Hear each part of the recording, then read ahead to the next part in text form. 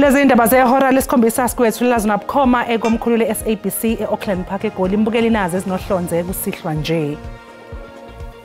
Funde abazali bethu bafunda besisi bethu nalabo batishari labo bafunde lapho kulesi sikole leso.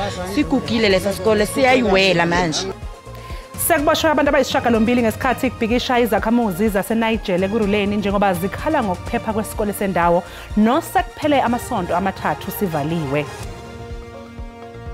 Bavele bafika nje sebeshaya sebedubula so nami ngizizwa ngaphephile even noma beshijaha abashaya ngemoto engaprendiwe etho sigalofa usazi noma yilabantu abathatha umfowethu. Sekwenzeke esinye isigameko sodlame olubhekiswe kubashayeli beimoto ezikhokhelwa ngebanga ezilihambile ngemva kwesigameko sokushaywa nokudutshulwa kweimoto zabashayeli ababili kwaDabeka enyakatho yeTheku. South Africa and the United States continue to engage at the highest level, as evidenced by the recent teleconference between President Ramaphosa and President Trump. Ungqongqoshe wezobudlelwane namazwe omhlaba uRonald Lamula uthi sazoqhubeka ingxoxo zokubonisana phakathi kweNingizimu Afrika kanye nelaseMelika. Abaratologa Sales, abayirumela Motsileng ya Ikrab, abaratologa Kaitsaka Khara, abayifolosa uyiba Motsileng, baba goga monna wa sireletsa ke tsa pene ke a kwala ke kwadile. Athengiswe wonke amathikithi omdlalo weBetway Premiership phakathi kweKaizer Chiefs neMamelodi Sundowns nozoqala magamanxa ihora lesikhombisa enkundleni iFNB. Mbukeli kubingelele sikamkele indabeni zakusihlwa igama lami nguNoxolo uMamtshali wakwamwali ihlaba ngale mhlophe qwa siyathokoza ukuthi uhlanganyela kanye nathi namhlanje kusihlwa.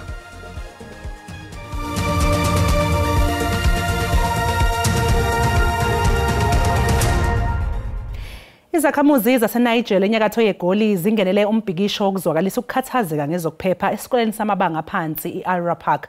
Lezi zakhamuzi zinxusa uhulumeni ukuthi akhe isikole esisha njengoba zithi lesa sikhona sibhidlikelwa zindonga nokubeka impilo yabafundi engcupheni. Sekuphele cishe amasonto amathathu liphazamisekile uhlelo lokufunda nokufundisa kulesi sikole.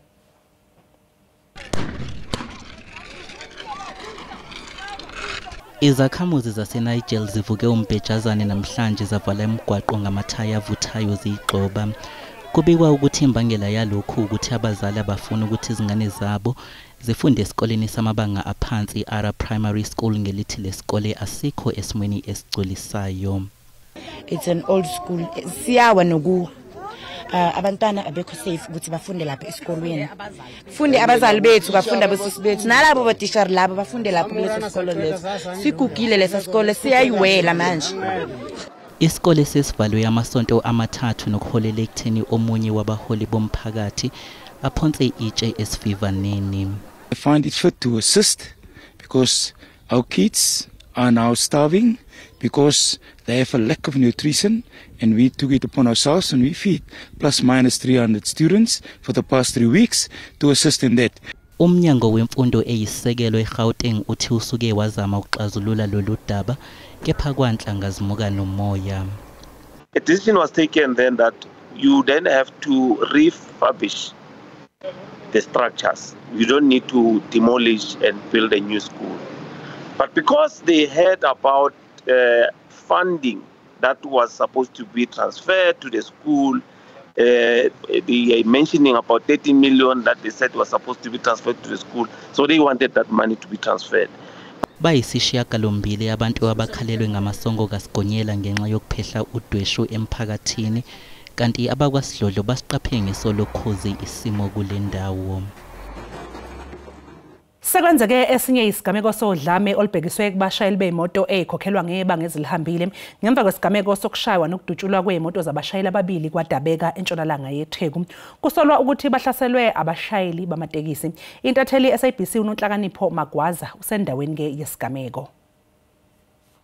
Sila ngaphandle kwaDabeka epolice station eClermont la ngaseduze kwasePinetown la khona abashayeli beimoto ezikhokhelwa ngebanga kade bezovula icala emva kokuthi abashayeli babo ababili behlukunyezwe noma beshawe osomatekisi bendawo ngoba naku bethi abasuke endaweni la kade bepake khona bethi indawo yabo kodwa eyodwa yeimoto lezi kade behamba ngayo idutshuliwe nje ubona nje imbobo lapha yesibhamu kuthiwa kade behleli uhleli ngaphakathi emotweni elinde ukuthi kube khona umuntu omcelayo ukuthi amhambise endaweni njengoba kade sekufika ke labo somatekisi bathi abasuke kuleya ndawo abavumelekile ukuthi bame khona ilapho ke sebekhiphe isibhamu bedubula bebhekise ngakuyena waphuma wabaleka oyedwa ke wabo ushayiwe wahamba waye clinic wayothola usizo ngaphambi kokuthi ezela epolice station ezovula icala kodwa ke nginobaba uSipho Mabika lana ohlalo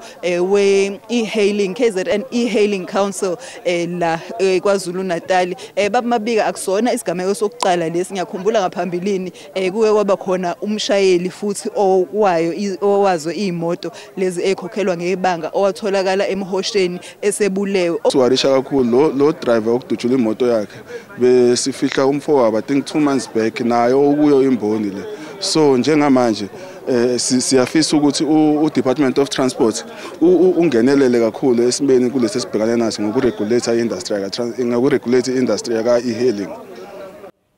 Ungqongqoshe wezobudlelwane namazomhlaba uRonald Lamola uthi ingxoxo zokubonisana phakathi kweNingizimu Afrika kanye nelaseMelika zizoqhubeka ngenhloso yokuthi kube nokubambisana okusimeme phakathi kwalamazwe womabili. Esithangamini nabezindaba ePitoli namhlanje ungqongqoshe uLamula ukhulume ngamaphuzu ehlukene aphathelene nezemgomo yezangaphandle.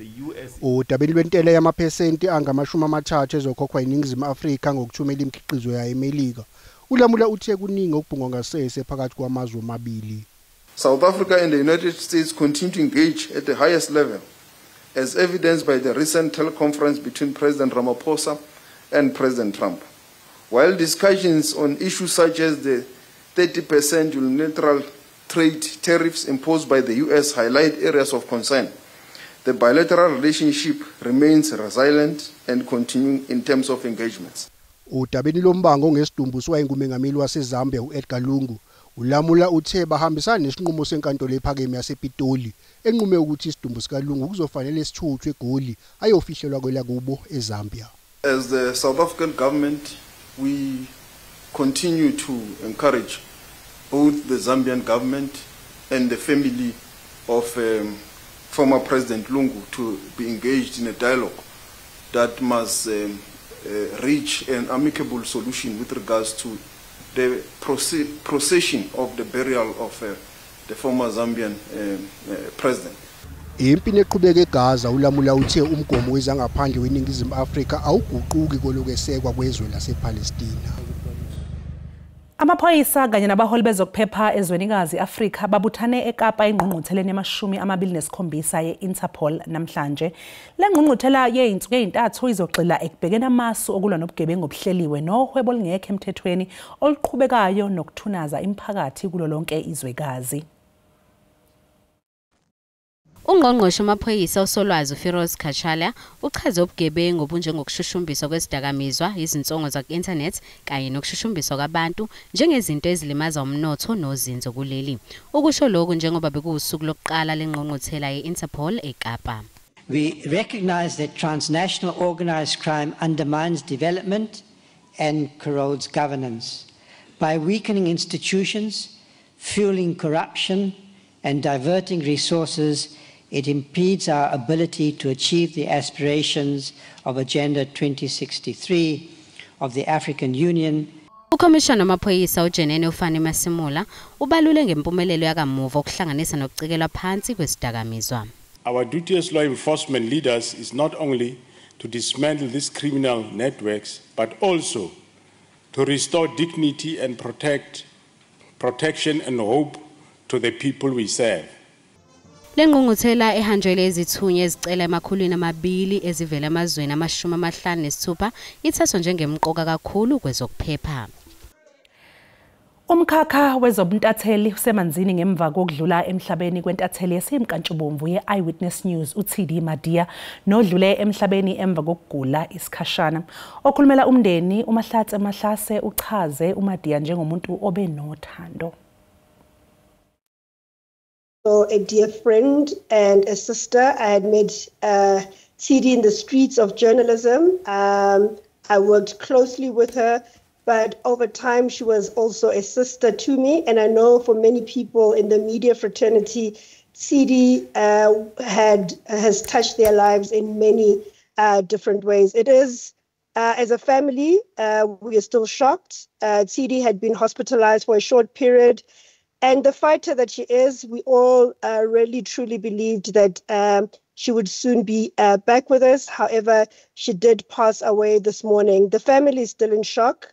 We are just coming together to reflect on this moment. But also, we just want to say thank you to the love and support, for the love and support that we have received from South Africans since the news have become public. We feel the pain. That the pain is not only felt by the family, but it is felt by her colleagues, the people she reported on, and also South Africans that she told the story of South Africa to.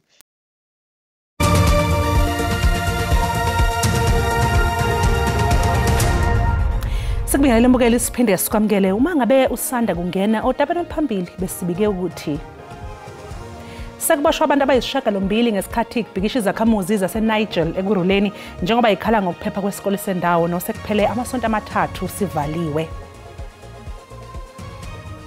Asikhumbuze mbukeli ukuthi lezi indaba ziyatholakala ku-YouTube na ku-SABC Plus. Ngena kuzo nje uyicinge ngamagama athi SABC izindaba. Nakanjani ke uzoyithola ngomnjalo bazo. Zivuke umbhejazane izakhamuzi zaseWestbury eGoli zavala umgwaqo ngamathayi kanye nezinguzunga zamatshe njengoba zikhala ngamanzi. Lezi zakhamuzi zithi sekuphela isonto lonke kome ompompi. I'm very angry because all over it, you see placards, they say wash hands. Where must we wash hands with what?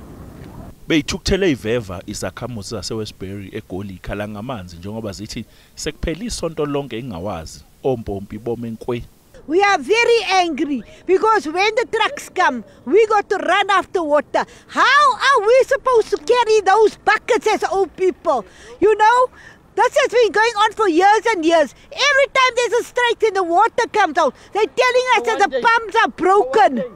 Ikhuluze zamanzi eGoli zithi bidonsa kanzima inqalasizinda ehlinzeka ngamanzi emkhandlweni. Kodwa sekuyantwele ezantsi njengoba isibonakala indlela ebheke phambili. As we stand now, there's a construction site at Crosby Reservoir with the Crosby pump station brand new that's being fitted. Obhekela inqalasizinda kulomkhandlu uthi namhlanje ebusuku izisebenzi zabo ngeke ibuthi iqhuthu ubuthongo kuzobe kusetshenzwa kungase kusenamanzi esephuma kumpompi. We are going to say to our customers work overnight from now midday. The ends have requested that we live here, we go and do the work. They must then install that particular or move that particular pump there from pump 3 to pump 2 so that we operate with 2 pumps. Where are you going? Where are you going? Where are you coming from? Njengobuzwa besimanzonzi simo kule ndawo ngoba ngisho abashayeli bebezama ukusebenzisa lo mzila bebeyanyezwa bethethiswa bagcine bejikiswe ngesankahlu kuthiwa babuyele la bevela khona. Igama lami nguCalvin wakwaDludla eindabeni zeSABC. Ngibika ngiseGoli. I-ANC KwaZulu-Natal isigxeke owengamele ezemali uFrancois Rogers ngokuthi usebenzisa ubudedengu ngamandla awanikiwe uhulumeni wobumbano esifundazweni. uRogers uthathe isinqumo sokufaka ngaphansi kweso lomlawuli umnyango wezemfundo esifundazweni owenganyelwe yi-ANC. Uze uyasho ukuthi yena akenzi lutho. Akalethele abantu inqalasizinda, akakho izindlu, akalethi manzi, akaletho zidingo kubantu. Kodwa njengoba ungqongqoshe wezezimali uzosebenzisa igunya lokuthi athathe umnyango wezokuthutha awufake ngaphansi kwakhe njengoba sekwenzile ngomnyango weeducation okuthiwa under administration ngokwe Provincial Finance Management Act iPFMA. Ngawo kwesithi hayi akufanele abantu abasebenza ndawonye kube khona abantu abenze njalo. Yingako futhi izwakalisa ukuthi nongqongqoshe ophethe zohulumeni basekhaya akakuyeke manje ukuthi abeloko ekhomba iANC nomasipala abaphethe iANC ngenjumbana nangomuno ebe ezungeza iANC kanti uhlezi lapha ngoba iANC phela ingxenye kalohulumeni. Bavele enkantolo abasolwa abathathu abasolwa ngokudubula ababulale owayelilungu leIFP eParliamente uKhethamabala Sithole. iIFP ithabezomthetho abenze konke okusemandleni ophenyweni lwabo ngokushona kaSithole. Justice for Mr. Sithole to say the police must not leave no stone unturned. Usihlalo we-IFP eGauteng Bongikosi Dlamini uthi ukushona kaSithole kube ukulahlekela okukhulu kweqembu. Uthi noma kubonakala ukuthi ukushona kwakhe akuhlobene nezombusazwe kodwa usheshe wadlula emhlabeni. Yes, relief, but at the same time very sad because one of us was killed in our meeting and we don't know what was the motive, whether for the IFP to fight among itself. But one should really commend and thank the family of the Sitholes for working with us to make sure that we unearth this thing with the police, to make sure that it has nothing to do with politics. Abasolwa abathathu bafake isicelo sebhayili enkantolo yemantshi yasePalm Ridge. Lapha asolwa ke babheke necala lokubulala, elokuzama ukubulala, ukuba nesibhamu esingekho emthethweni kanye nezinhlamvu. We are very happy with the case of the state in opposing bail, and I think they were very factual. IFP ebesenkantolo kuyoseka umndeni kaSithole. Umndeni ufuna abasolwa banganikwa ibhayili. We are very disappointed to hear this name of Sitholes there, which are mentioned in the court. And then because you see, as a family, as a Sitholes, even if we are coming outside the country and then we take it as our family, what is happening now is very disappointing. Isinqumo kwesebhayili sizokhishwa ngoLwesihlanu. Usihlalo wekomiti lezokuxhumana nobuchwepheshe ePhalamende uKhusela Sangoni Diko usebhalele ungqongqoshe wezokuxhumana nobuchwepheshe uSoli Malatsi enxusa ukuthi kuthathwe inyathelo eziphuthumayo ukuze kuqedwe ukubambezeleka osekunesikhathi eside kokuphothulwa komthethosivivinywa weSABC. Lo mthethosivivinywa wahoxiswa ungqongqoshe uMalatsi ngoLwezi nyakenye. This is not just about the SABC. Every day that the SABC is not able to carry the public mandate because it's not funded, it also affects our signal distributor, Sentech. I had a conversation with Sentech during the course of last week, and they're saying that they're bleeding about 70 million rand every month in order to be able to cover the signal costs for the SABC. Now, what this means is that as early as January of next year, Sentech is not going to be able to carry the SABC anymore, and we are likely to see SABC going off our screens. So we can't wait. We can't wait, whether it is egos or whatever that is making that bill not move. Those prolonged delays are not helping anybody.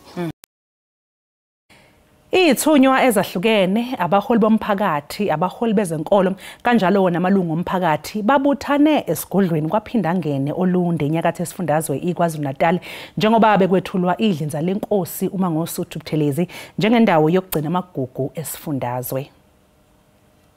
Senzela kuba sikwazi ukugcineke ifagugu elumlando ojulile wenkosi uMangosuthu Buthelezi esaziyo ukuthi umlando wakhe owokuzabalazela inkululeko wahola uhulumeni lo wakaZulu futhi waba nomnikelo kwezemfundo ngisho emakhaya kwafundwa kwaba nezikole kwanamakolleji kwanamanyuvesi nezomnotho waba nomnikelo kwaqala ikhungo zokuthuthukisa umnotho.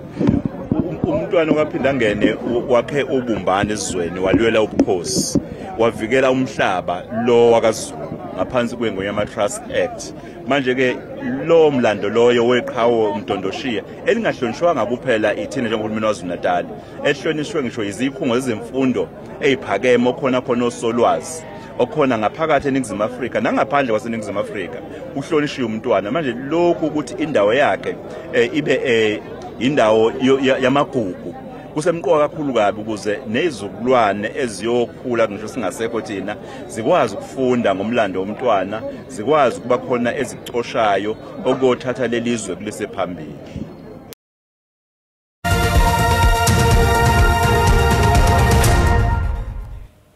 Athengiswe wonke amathikithi ayi-175 omdlalo weBetway Premiership ophakathi kweKaizer Chiefs neMamelodi Sundowns nozoqala ke emzuzwini embalwa mangabe nje gamanxa leli hora enkundleni iFNB.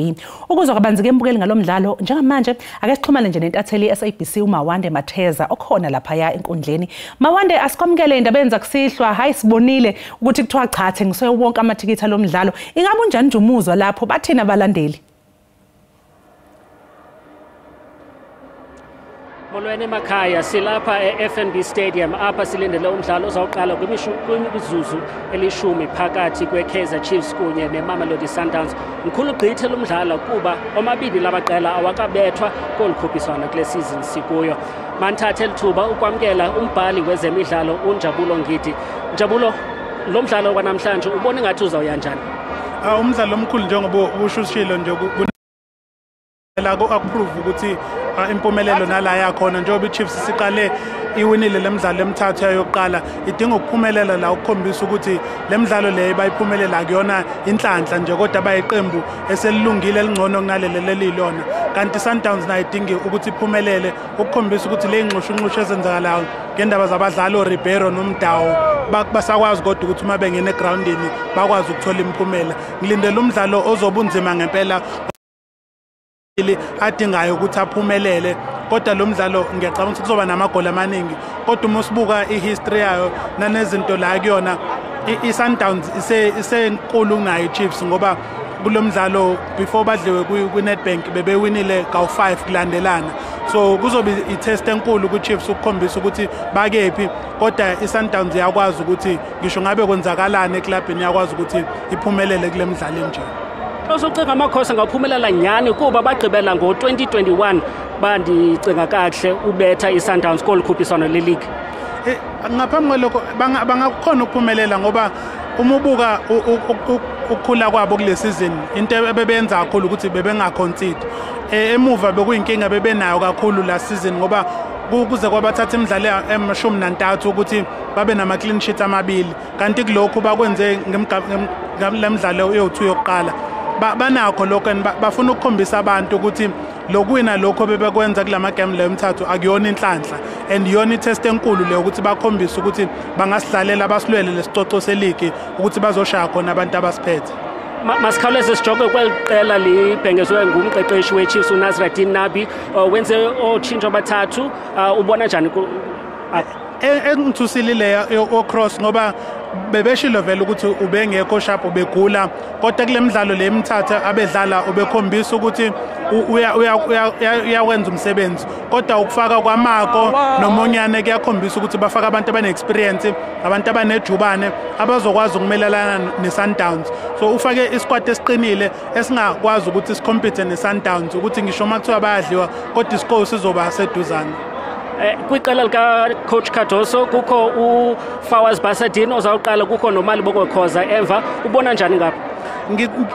Ushintsho olungathusi kakhulu ngoba uyaziwa iChiefs ukuthi idlala kakhulu ngespeed bayagijima kakhulu nalabo abafana abancane bayagijima ukufika kwabo koMorena noBasadin noKhoza abantu abanejubane abantu abazokwazi ukuthi bakwazi ukucover leli jubane abazofika nalo iChiefs so bafakelwe lokho ukuthi bamelane naleli jubane abazolithola kuChiefs. Kongani pha iprediction yamanqaku uzawuya njani? Ngicabanga ukuthi kuzoba u2-1 ukuhamba phambili iChiefs. Right, ngiyabulela kakhulu joina namhlanje. Ake uvile apha eFNB Stadium for SABC Sport kuMawande Matheza. Sibonga kakhulu ke kuMawande Matheza ngalowo mbiko ombukela cha sigcwele impela stadium hayi khona bazolala inhliziyo zibhlungu khona bazojabula sazi ke ukuthi uyozala Nkomoni kwengena manje ke umbukela inkundla yaseMbombela eMpumalanga isiminyezelwe njengenkundla izosingatha umdlalo wamanqamu weMTN 8 phakathi kweLorlando Pirates kanjalo ke neStellenbosch FC mhla ziyi13 kuMandulo asiphinde ke sithi qhu 8 dolo sizobuya nomhlahlo wesimo sezulu noThini Ntshiza.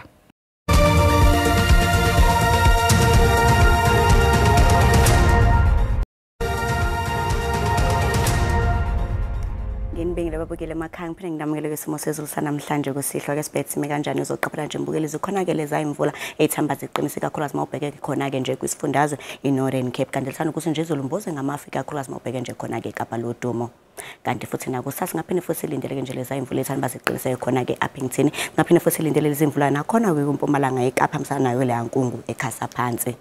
Kanti ke isixwayiso sethu ke sakusihle siphuma lapha noSouth African Weather Service sime kanje uzoqaphela kanje imbukeli khona ke lokho akuduma bobu nobungozi obuthanda ukuqiniseka kakhulu ngempela khona kwisifundazwe iNorthern Cape kanti futhi nakusasa ngaphinde futhi kulindele nje isixwayiso esifanayo lokho akuduma konobungozi msana nako la moya ke ngisho nje ukuthi ungadala wona ke umlilo.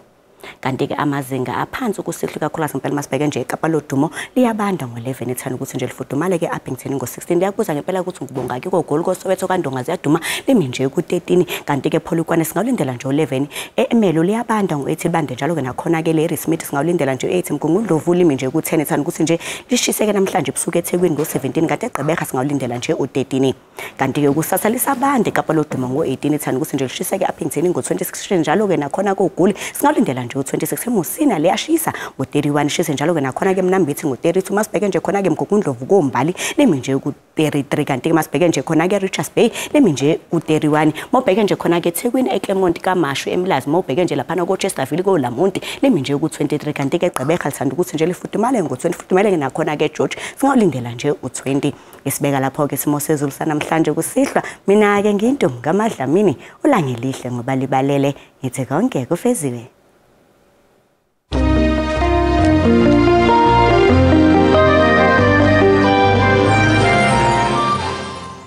Mbukeli usale kahle.